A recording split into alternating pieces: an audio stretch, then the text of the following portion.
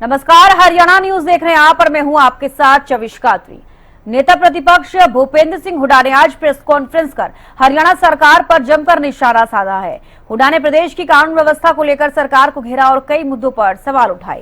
उन्होंने कहा, कांग्रेस जनता ने से जुड़े मुद्दों को लेकर लगातार आवाज उठाती रहेगी और हुड्डा ने ऐलान किया कि 19 अगस्त को कांग्रेस की ओर से धरना प्रदर्शन किया जाएगा। उन्होंने कहा कि प्रदेश में कानून व्यवस्था के मुद्दे पर कांग्रेस विधानसभा में ध्यानाकर्षण प्रस्ताव भी लाएगी। हुड्डा ने कहा कि सरकार को प्रदेश में बढ़ती समस्याओं और कानून व्यवस्था की स्थिति पर गंभीरता से ध्यान देना चाहिए।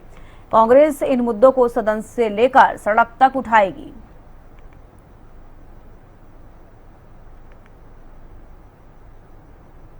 जो बच्चों का शोषण किया जा रहा है, इसके खिलाफ हुई, क्योंकि प्रचार भी किया गया कि कांग्रेस खिलाफ है इनके, जबकि हमने कहा था भाई जो बच्चे हैं हमारे इनको रेगुलराइज करो। और इन्होंने भी कहा था, इन्होंने तो जॉब गारंटी की बात करी। मतलब एक मजाक किया जा रहा है, ना तो इनकी कोई ग्रेचुइटी, ना प्रोविडेंट फंड, ना रेगुलेटरी। एम्प्लॉयमेंट की वजह जो नोटिफिकेशन हुआ है उसमें डिप्लॉयमेंट लिख रखा है कॉन्ट्रैक्ट, और 1% कमीशन लेते हैं। ये सरकार वो बनी हुई है, ये उनके साथ खिलवाड़ है। हमारी ये है कि भाई इनको वही सुविधा दी जाए जो रेगुलर उसको दी जाती है, तनख्वाह भी, ग्रेचुइटी भी, लीव भी, सब कुछ। वो तो मतलब उनके साथ तो एक किस्म से हर साल पूछेंगे ठीक काम करे। ट्रांसफर नहीं कर सकते, ट्रांसफर की जो है डिप्लॉयमेंट कर, पोस्टिंग लिखते हैं। तो इस किस्म के साथ मतलब इनके साथ बच्चों के भविष्य के साथ खिलवाड़ हो रही है। तो इस मुद्दे को लेकर तफसील में जो है हम 19 तारीख को कांग्रेस पार्टी धरना रख रही है पंचकुला में। उसमें सारे विधायक, सांसद, हरियाणा प्रदेश कांग्रेस के अध्यक्ष और सारे कांग्रेसजन वहां धरने पे बैठेंगे और ये मांग लेके बैठेंगे, इनको पक्का करो और आगे रेगुलराइज भर्ती करो।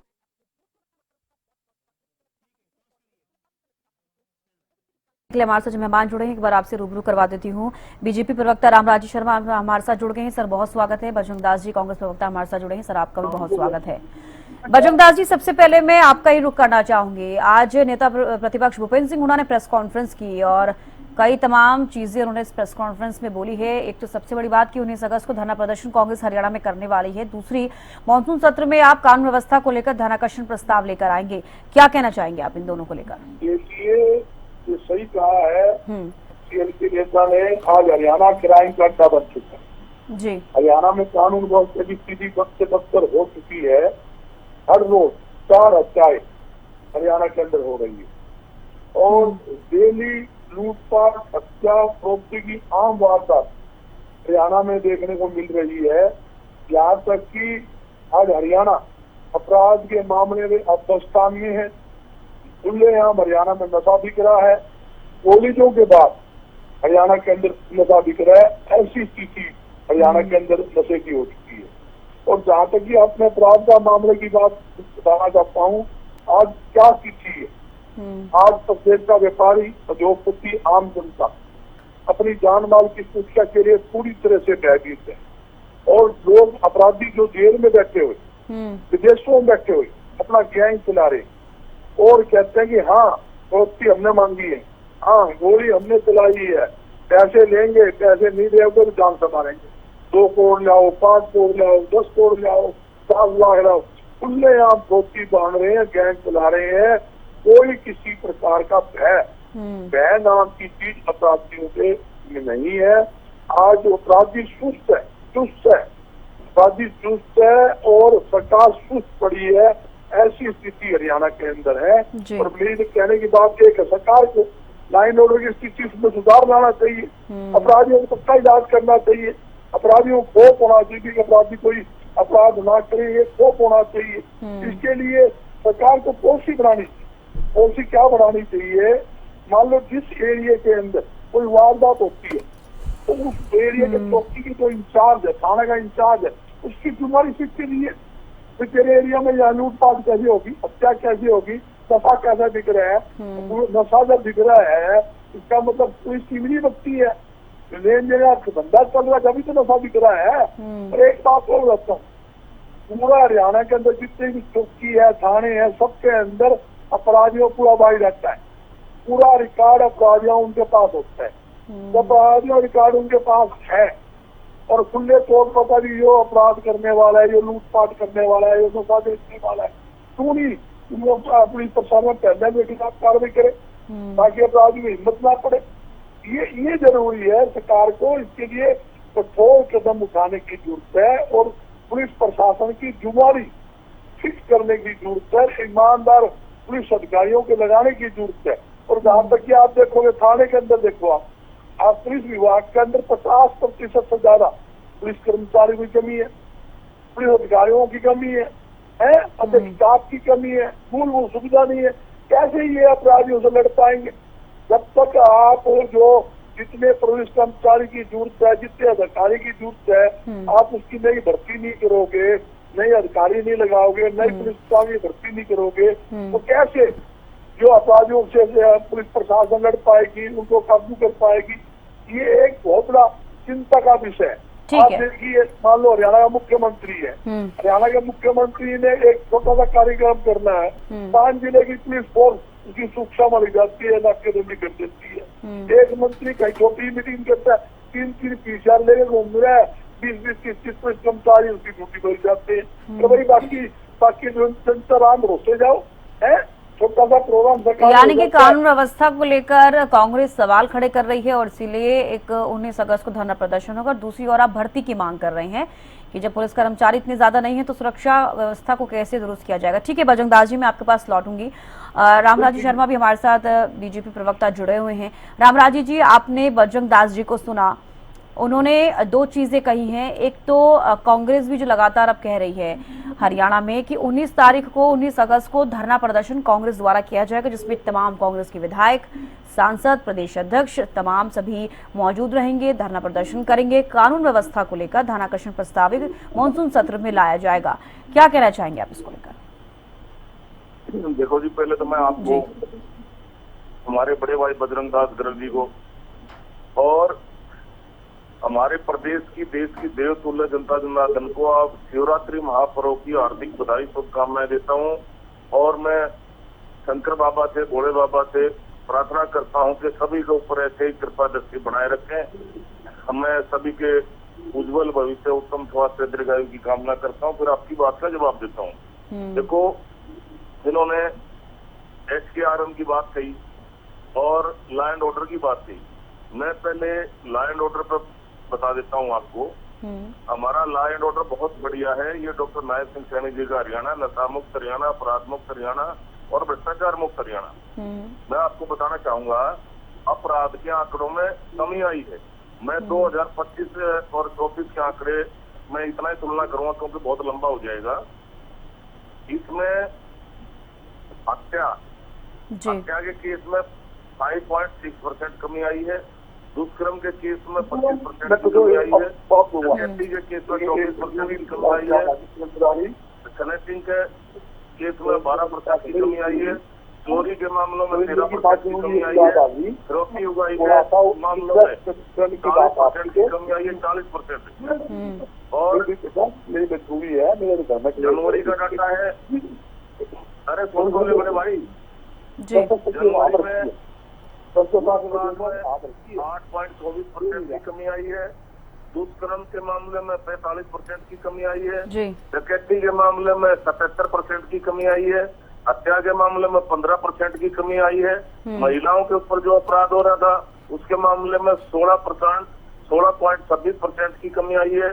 और हम गैंगस्टरों को विदेश से पकड़ के लाए हैं और उनका जो नेटवर्क था वो तोड़ दिया है। 2025 में हमारी STF ने 5 गैंगस्टरों को पकड़ के लाए विदेश से और उनका नेटवर्क तोड़ा।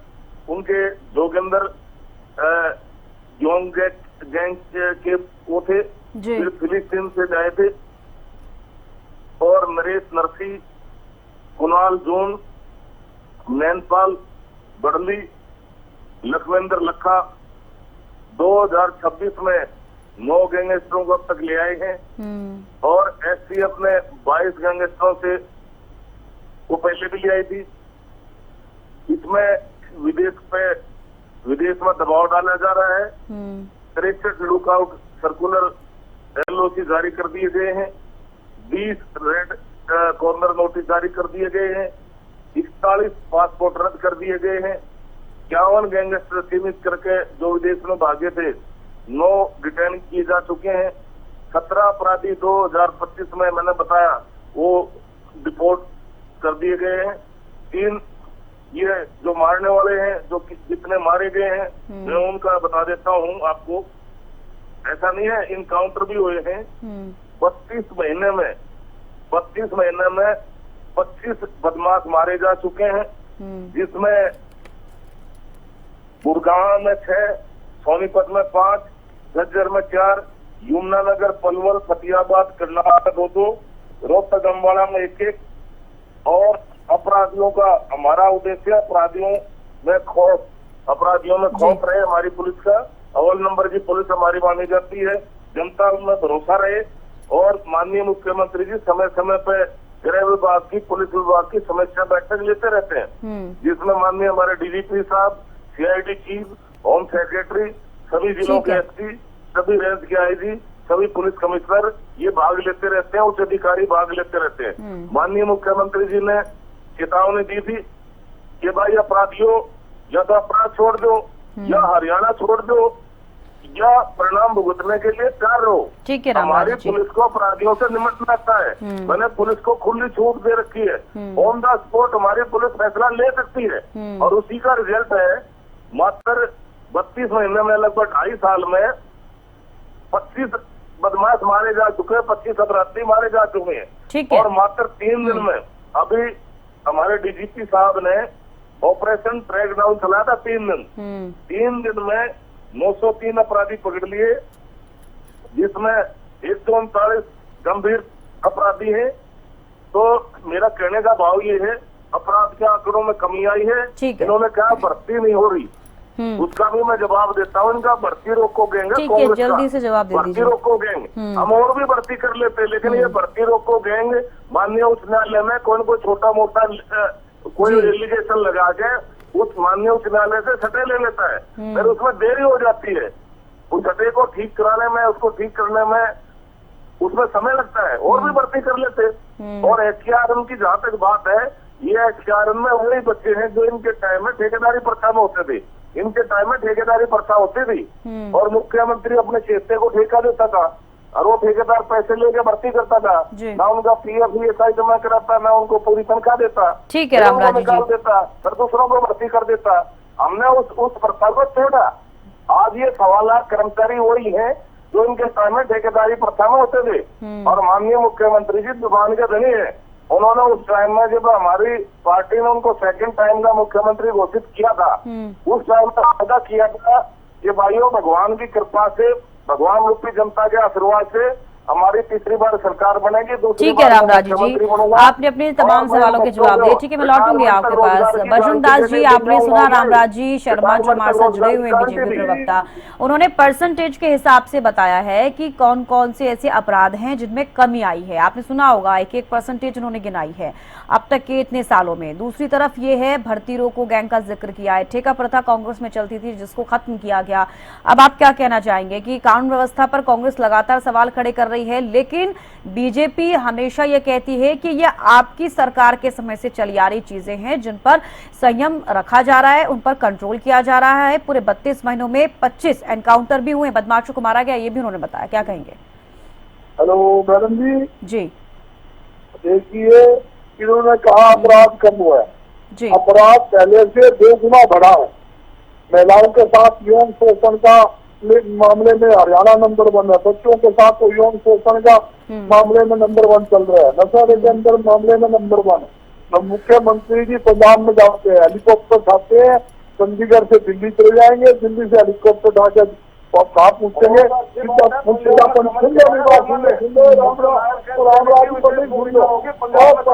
रामराज जी सुन लीजिए बजरंग दास जी को, वो भी आपको बहुत देर से सुन रहे थे। या क्या हेलीकॉप्टर उठा के पगड़ी बांध के सीधा पंजाब चले जाएंगे। पंजाब में लंबे लंबे झूठ के गुब्बारे पंडित जी सुन लो, पंडित जी सुन लो, तो पंडित जी सुन लो, वहाँ झूठ के गुब्बारे फोड़ते हैं भाई। पंजाब में सरकार आ जाएगी, हरियाणा पंजाब को नशा मुक्त कर देंगे, पंजाब को अपराध मुक्त कर देंगे, और भाई पाकिस्तान के जो अपराधी आ रहे हैं उनको रोक देंगे, तो पाकिस्तान भेज देंगे अपराधियों को। अरे हरियाणा तो अपराध रोक रहे, हरियाणा में नशा रोक रहे। बजरंग दास जी ठीक है, आरोप प्रत्यारोप तो अपनी जगह सही है, लेकिन जनता के लिए समाधान चाहिए। अब आप अपना जवाब दीजिए जो आपसे पूछा गया है। समाधान की बात नहीं, मैडम आपने मेरा सब सवाल किया, समाधान किया अच्छे काम के लिए, अपराध को रोकने के लिए, कानून व्यवस्था सुधार लाने के लिए कांग्रेस पार्टी हमेशा सरकार के साथ खड़ी पाएगी, आज भी खड़ी है, कल भी खड़ी पाएगी, और पुलिस प्रशासन की मदद करेगी। मगर ये जुम्मेवारी किसकी है? सरकार की। सरकार अपनी जुम्मेवारी मत मांगे। एक भाषण दे दिया, अपराधी है हरियाणा में, हरियाणा छोड़ दे या अपराध छोड़ दे, और जिस दिन बयान देते हैं तो 1 घंटे बाद हरियाणा के अंदर 4 अपराध खड़े पाते हैं। आज वो गोली मार दी, या 4 की मांग ली, या 2 करोड़ की मांग ली, या 5 की मांग ली, या 10 की मांग ली, या गोली मांग दी। पंचकुला के अंदर 3.5 दहाड़े खिस्तरवार को बंधक बनाकर 3.5 करोड़ रुपए लूट लिए, कुछ उत्तर में मार दिया, पानीपत में मार दिया, जींद में मार दिया, गुरुग्राम में मार दिया, फरीदा। ये घटना सुनने में आती है।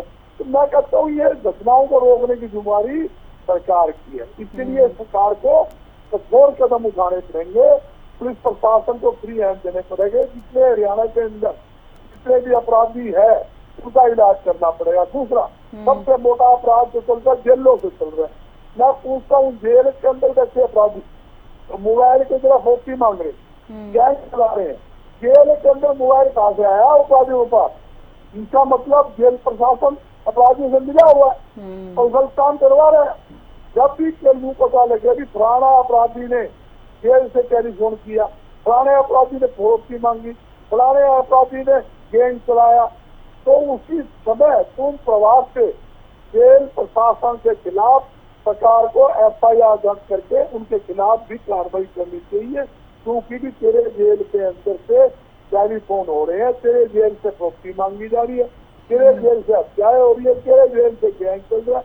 तो इसका मतलब सीधे तौर का है कि जेल प्रशासन मिला हुआ है, सरकार कुछ कर नहीं रही किसी प्रकार का। ना जेल के अंदर एक सिस्टम बनाया अपराधियों को रोकने के लिए, विदेशों के अंदर बैठे गैंग चला रहे, उस पर कोई रोक नहीं है।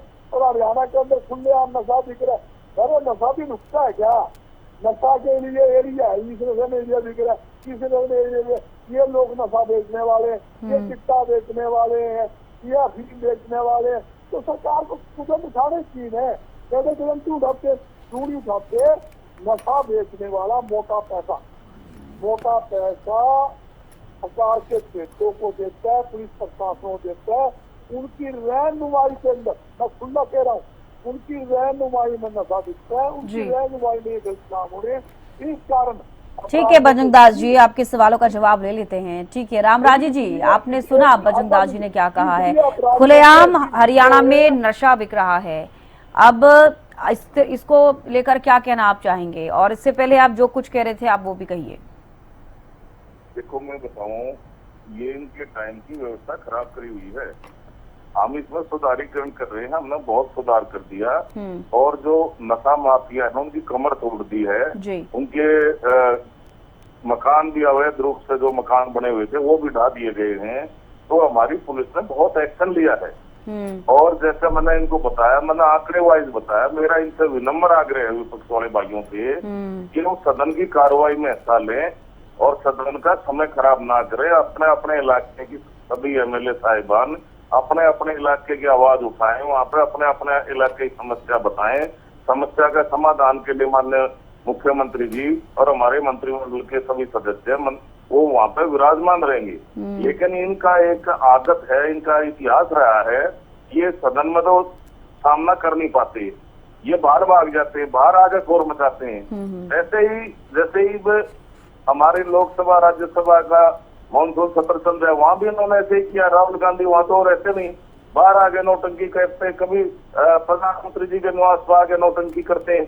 अरे मेरे भाई वहाँ पर आइए, कोई आपके पास में अच्छा सुझाव है आप सुझाव भी दीजिए। लेकिन इस तरह मत करिए, क्योंकि प्रदेश की जनता आपको देख रही है और इसलिए प्रदेश की जनता ने इनको नकार दिया। ये जनता द्वारा नकारे गए लोग हैं, बौखलाहट में उलझुल बातें करते हैं, उलझुल फैसले लेते हैं।